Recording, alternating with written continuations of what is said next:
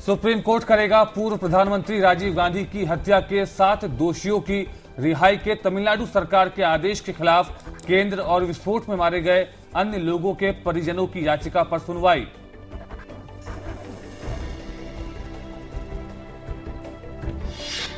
सोलहवीं लोकसभा के लिए अब तक के सबसे लंबे चुनाव कार्यक्रम का ऐलान।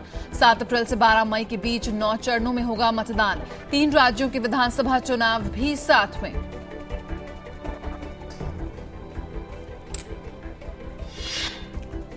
तारीखों के ऐलान के साथ ही लागू हुई आदर्श आचार संहिता। पहली बार होगा नोटा का इस्तेमाल। मतदाताओं के नाम जोड़ने के लिए 9 मार्च को विशेष अभियान।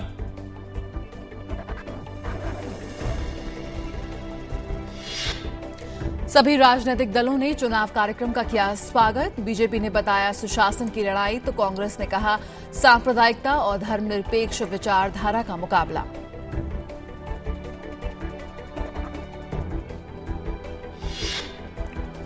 चुनाव आयोग के चुनावी बिगुल के बाद देश में राजनीतिक सरगर्मियां हुई तेज। आम आदमी पार्टी और भाजपा कार्यकर्ताओं के बीच दिल्ली, लखनऊ और गुजरात में हुई हिंसक झड़पें।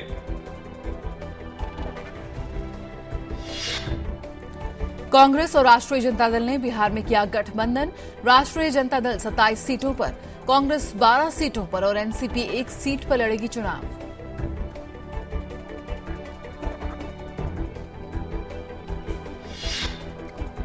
पश्चिम बंगाल में लोकसभा चुनाव के लिए तृणमूल कांग्रेस की सूची में फुटबॉल खिलाड़ी भाईचुंग भूटिया और अभिनेत्री मुनमुन सेन शामिल।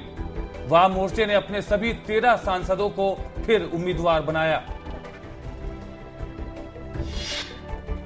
यूपी में जारी डॉक्टरों की हड़ताल में दिल्ली के डॉक्टर भी होंगे शामिल। राज्य सरकार ने हड़ताल खत्म करने के लिए लगाया एस्मा। इलाहाबाद हाईकोर्ट ने डॉक्टरों के खिलाफ कार्रवाई करने पर कानपुर एसपी और दूसरे अधिकारियों का किया तबादला। उपहार हादसे में सुप्रीम कोर्ट ने अंसल बंधुओं को माना दोषी, लेकिन सजा पर फैसले के लिए मामला बड़ी पीठ को सौंपा।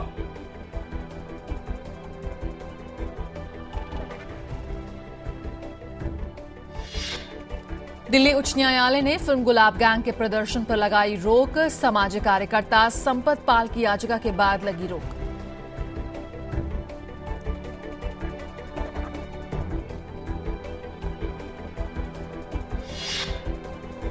यूक्रेन संकट को हल करने के लिए अमेरिका और रूस के विदेश मंत्रियों के बीच पेरिस में हुई बातचीत।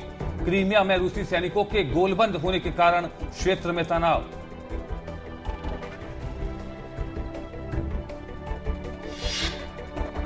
इराक की राजधानी बगदाद के शिया बहुल इलाकों में बम धमाकों और राजधानी के आसपास सुरक्षा बलों की चौकियों पर हमले में एक भारतीय समेत कम से कम 21 लोग मारे गए।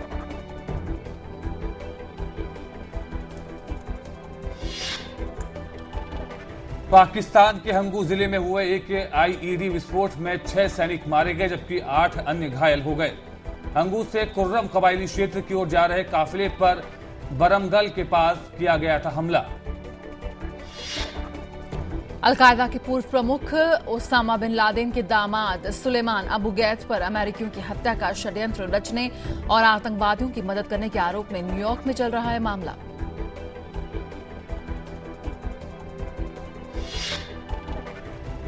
तेजाब हमले की पीड़िता और ऐसे हमलों के खिलाफ चलने वाले आंदोलन की अगुवा लक्ष्मी को अमेरिका में प्रतिष्ठित international women of courage award से नवाजा गया। लक्ष्मी दुनिया भर की महिलाओं के लिए प्रेरणा की स्रोत। एशिया कप के अपने आखिरी मुकाबले में भारत को मिली जीत। अफगानिस्तान को 8 विकेट से दी शिकस्त।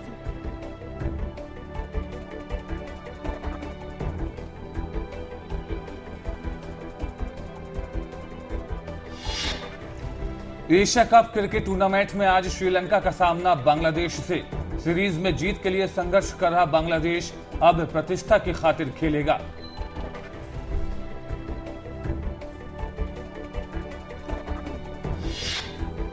ओलंपिक में कांस्य पदक विजेता साइना नेहवाल ने ऑल इंग्लैंड चैंपियनशिप में शानदार शुरुआत करते हुए दूसरे दौर में बनाई जगह। साइना ने स्कॉटलैंड की क्रिस्टी क्लेमर को 21-15, 21-6 से पराजित किया। All England open badminton championship में पुरुष वर्ग में भारतीय खिलाड़ियों को हार का सामना करना पड़ा। कश्यप और के श्रीकांत पहले दौर की बाधा भी पार करने में नाकाम रहे। ऑस्ट्रेलिया ने दक्षिण अफ्रीका के खिलाफ तीसरा और अंतिम टेस्ट 245 रन से जीता। इस जीत के साथ कंगारू टीम ने टीम इंडिया को आईसीसी रैंकिंग नंबर 2 की कुर्सी से हटाकर अपना कब्जा जमाया।